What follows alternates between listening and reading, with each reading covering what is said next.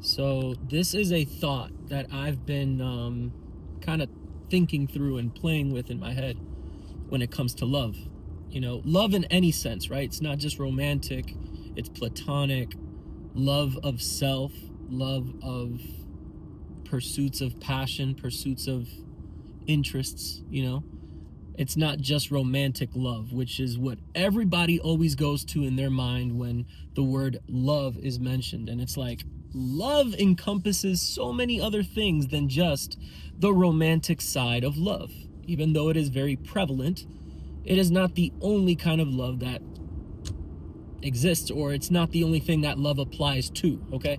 So there's so many different facets and factors in life in which love can be applied, right? So, having said that, I was thinking about the fact that love has no guarantees. There are no guarantees with love, right? Love is an open and vulnerable investment of time, energy, and attention, right? That's why you can't really essentially tell everyone you love them, because if you love them, that means that you want to spend time, energy, and attention upon that person. Because the only way that we could show love is by demonstrating love.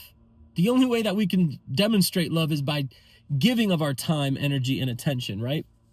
So you're not really able to say I love you to someone if you aren't dedicated to spending time, energy, and attention. All right, so putting that also to the side, when it comes to the whole not having guarantees, you can't give love and have a guarantee of reciprocity returned or applied or present.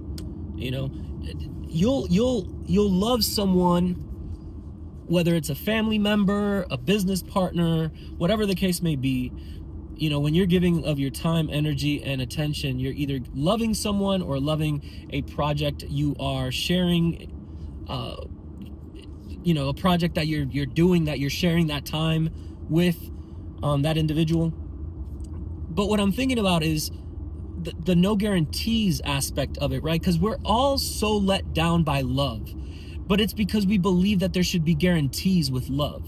Like, if I give love, there should be a guarantee that I'm going to get X back or Y back or whatever, right? But isn't love in its truest form to give without there being an expectation of anything being returned?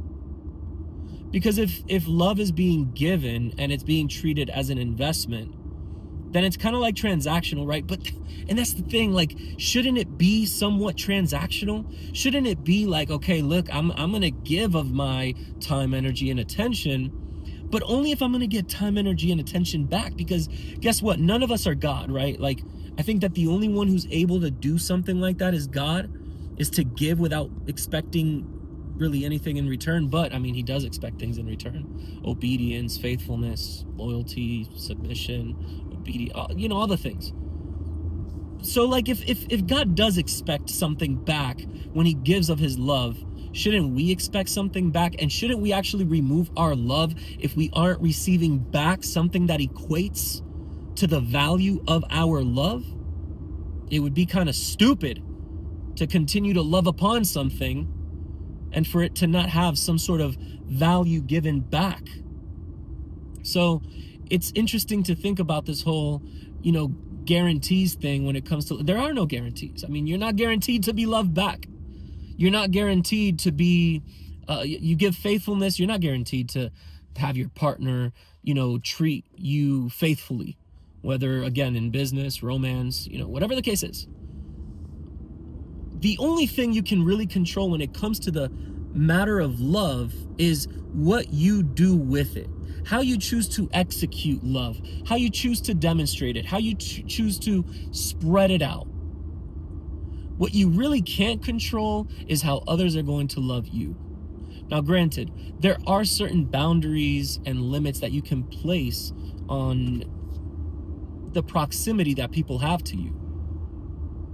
I believe that without boundaries, anyone and everyone can just kind of take advantage of you And I believe that the first person that you should love before you even think about loving anyone is loving yourself. Because if you cannot love yourself, that means that you don't have boundaries for yourself, which means that either A, you're going to try to put boundaries on somebody else by controlling them, or you're not going to have boundaries for the other person, because I do believe that you should be able to place boundaries within the confines of your friendship, the confines of your relationship, your business partnership, whatever ship you're in, as long as it's not sinking.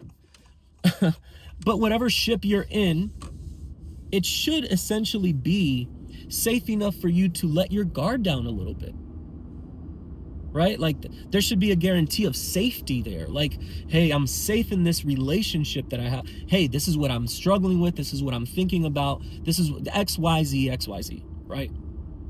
But not a lot of people move that way. Not a lot of people think about love in the capacity or in the depth to which love deserves to be thought about.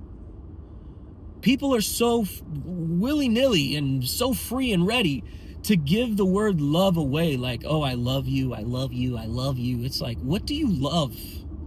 What does that mean to you? What is love to you? What is that? What is that? So I don't know. That was just the beginning of that thought. I'm kind of working through it as well. I mean, it sounds like I have a lot of conviction about things that I'm saying, but it's kind of fluid right now. It's kind of fluid right now. I'm not yet solidified in everything that I'm thinking about when it comes to this aspect of love. But it is something that I'm thinking about as I go into this next stage of life. It's a lot to think about. It's a lot to think about.